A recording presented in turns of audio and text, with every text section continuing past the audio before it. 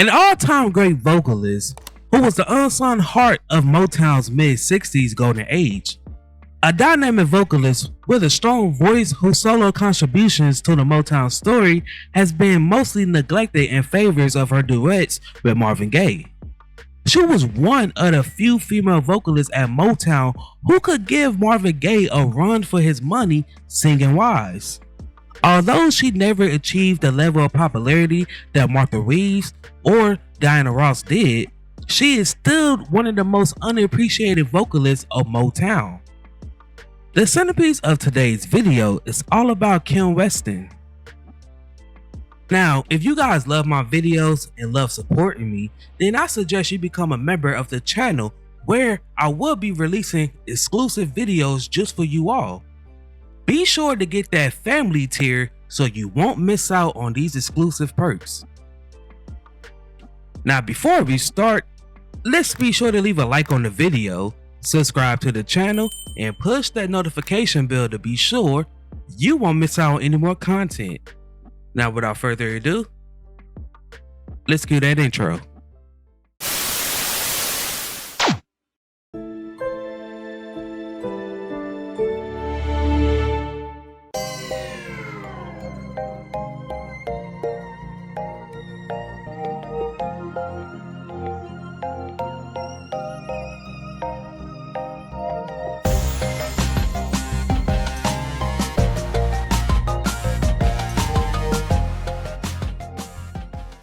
Born on December 20th, 1939 in Detroit, Michigan, she began singing in her church choir when she was just 3 years old, and by the time she was a teenager, she had joined a gospel group named the Right Specials.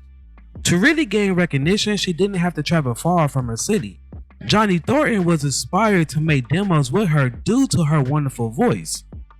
At this time, cutting songs for a local writer was great, but cutting songs for a local writer who just so happened to be the cousins of Eddie and Brian Holland, that was destiny.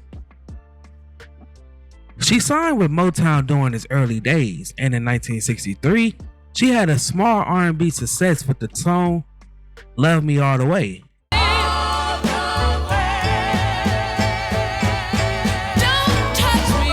That next year, she gained the opportunity to record a duet with Marvin Gaye. She was one of the few female vocalists at Motown who could match Marvin Gaye's singing ability. The duo's debut song was What Good Am I Without You?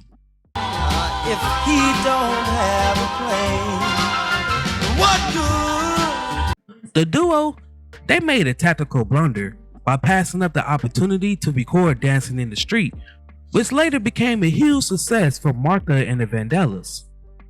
Weston had her biggest solo success in 1965 with the song Take Me in Your Arms.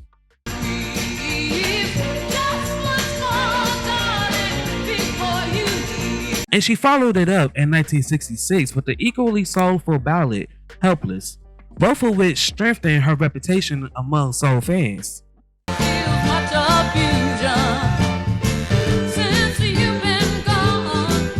In 1966, she recorded an entire album of duets with Marvin Gaye titled Take Two, which produced the top 5 R&B smash, It Takes Two.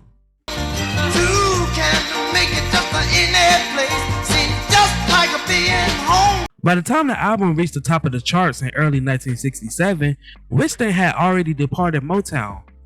When her husband, William Mickey Stevenson, accepted a well-paying position at MGM Records in 1966, Kim felt compelled to leave Motown as well. However, her departure from Motown prevented her and Marvin Gaye from promoting the album. Weston recorded 2 songs for MGM titled I Got What You Need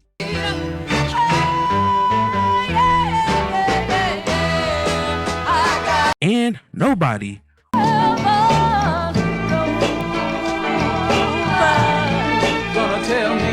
These songs was mostly ignored due to the fact that the label failed to promote the songs. She recorded an album for the label titled This Is America, which included her iconic rendition of the Black National Anthem, Lift Every Voice and Sing.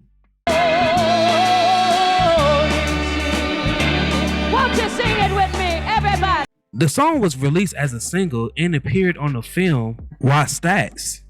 All proceeds from this single was given to the United Negro College Fund. Weston later recorded for Vote Records and released the album Kim Kim Kim.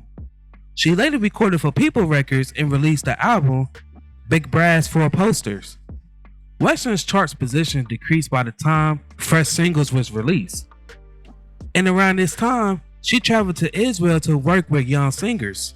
Weston also had a guest appearance on the TV show The Bill Cosby Show in March of 1971. Weston essentially disappeared from the music business in the 70s. She was also one of the first several Motown musicians to collaborate with British producer Ian Levine on his Motor City label in 1987, re-recording many of her previous successes for the Northern Soul market. Her 2 albums for the label was Investigate, that was released in 1990, and Talking Loud, that was released in 1992. Now, both of these albums also included new material. In 2013, she received her flowers when she was inducted into the inaugural National Rhythm and Blues Hall of Fame. Now, before we go, I have a question for you all. What is your favorite song by Kim Weston?